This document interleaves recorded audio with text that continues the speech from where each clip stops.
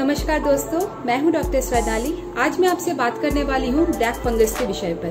Corona के इस दूसरे लहर के बीच एक और नई बीमारी का नाम बार बार सामने आ रहा है, ब्लैक फंगस। ये बीमारी उन लोगों की मौत का कारण बन रहा है जो रिसेंटली कोविड-19 जैसे घातक बीमारी को मात देकर घर लौटे थे। मतलब आप समझ सकते हैं कि ये फंगस कितना पावरफुल है कि कोविड-19 जैसे घातक बीमारी को मात देने वाले पेशेंट्स भी इस फंगस के साथ लड़ाई में अपनी जान गंवा रहे हैं। ब्लैक फंगस बीमारी म्यूकर नामक एक फंगस की वजह से होता है। म्यूकर के नाम से ही इस बीमारी का नाम दिया गया है, म्यूकरमाइकोसिस। म्यूकरमाइकोसिस कोई नई बीमारी नहीं है। 1885 में पेल्टॉफ नामक एक साइंटिस्ट ने म्यूकरमाइकोसिस का रिपोर्ट पहली बार किया था। अभी ये फंगस धीरे धीरे पूरे इंडिया में फैल रहा है और कोरोना पेशेंट्स की मौत का कारण बन रहा है। कोरोना वायरस के जैसे ये फंगस भी ज्यादातर नाक के रास्ते ही अपने शरीर में प्रवेश करता है, but central for disease control and prevention का मानना है ये फंगस स्किन या ओरल कैविटी से भी अपने शरीर में प्रवेश कर सकता है। ये फंगस नेचुरली एनवायरनमेंट में प्रेजेंट है और हम रोज इससे टकराते हैं। जिनकी इम्यूनिटी अच्छी है उनको इस फंगस से कोई खतरा नहीं है, बट जो इम्यूनो कॉम्प्रोमाइज्ड पेशेंट्स हैं, like high blood sugar patients, cancer की मरीज, एड्स की मरीज, कोरोना की मरीज या मरीज जिनके में अभी अभी ऑर्गन ट्रांसप्लांट हुआ है, उनको ये बीमारी ज्यादा संक्रमित करता है। तो अभी सवाल ये आता है कि क्यों ये कोरोना के मरीज को अभी ज्यादातर संक्रमित कर रहा है।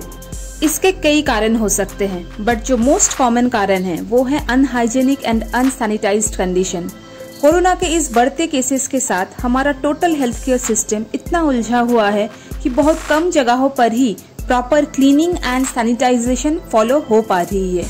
ये फंगस गंदे एवं गीले जगहों पर ज्यादा फैलता है, तो हॉस्पिटल में इसके पॉसिबल सोर्सेस कई हो सकते हैं। इसमें से पहला है non sterile medical kits and linens. Non sterile medical devices भी एक पॉसिबल सोर्स हो सकता है। दूसरा है damp room with poor air circulation. Room जहाँ पर एयर सर्कुलेशन सही तरीके से नहीं होता है, वहाँ पर ये फंगस का खतरा सबसे ज्यादा है। तीसरा और सबसे अहम है पुअर ऑक्सीजन सप्लाई सिस्टम। बहुत सारी रिपोर्ट में ये बताया जा रहा है कि ऑक्सीजन सिलेंडर के साथ जो वाटर कंटेनर आता है उसका बराबर सफाई या क्लीनिंग नहीं होने से ये फंगस उस पानी में पहले ग्रो कर रहा है, फिर ऑक्सीजन सप्लाई के जो पाइप है उसमें से ये सीधे मरीज के नाक में प्रवेश कर रही है और नाक से फिर ये साइनस, ब्रेन, आईज, लंग्स और पूरे शरीर में फैल सकता है। यहाँ आपको बता दें ये पानी हमेशा डिस्टिल्ड वाटर ही होना चाहिए, पर अभी हमारे देश में जहाँ ऑक्सीजन सिलेंडर ही नहीं मिल पा रहा है वहाँ इसकी बराबर क्लीनिंग, सैनिटाइजेशन एवं पानी का डिस्टिलेशन एक काल्पनिक कथा है। तो आइए जानते हैं इस बीमारी का लक्षण क्या है। पहले मरीज के मुख, नाक या आंखों के आसपास लाल या काले रंग की छोटे छोटे स्पॉट नजर आती है। साथ ही में नाक, दांत, आंख या सिर में दर्द हो सकता है। किसी किसी को सांस लेने में तकलीफ होती है। सूखी खांसी और साथ में ब्लीडिंग भी हो सकता है। ये सब शुरुआती लक्षण हैं, पर सीवियर केस में आंखों की रोशनी चले जाना, ऊपरी जबड़ा गल जाना, दांत टूट जाना, यहाँ तक लंग्स भी कोलैप्स हो सकता है। तो थोड़ा सा भी सिम्टम्स अगर आपको लगता है तो बिल्कुल निग्लेक्ट ना करें, इसे कोविड की लक्षण मत समझे और तुरंत डॉक्टर से कंसल्ट करें। सही ट्रीटमेंट इस बीमारी का तभी हो सकता है जब इसकी जांच सही समय पर हो। ज्यादातर केस इसीलिए जानलेवा साबित हो रहा है क्योंकि हमें इसके लक्षण शुरुआती समय पर समझ नहीं आता है। इसीलिए छोटे से छोटे लक्षण को भी इग्नोर ना करें, तुरंत डॉक्टर को बताएं। जनरली एंटी फंगल दवाई जैसे एम्फोटेरिसिन बी, पोसाकोनाजोल ये सब फर्स्ट लाइन ट्रीटमेंट के रूप में दिया जाता है, पर ये सारी ट्रीटमेंट अंडर मेडिकल सुपरविजन ही दिया जाता है। घर में रहकर इसका ट्रीटमेंट नहीं हो सकता है।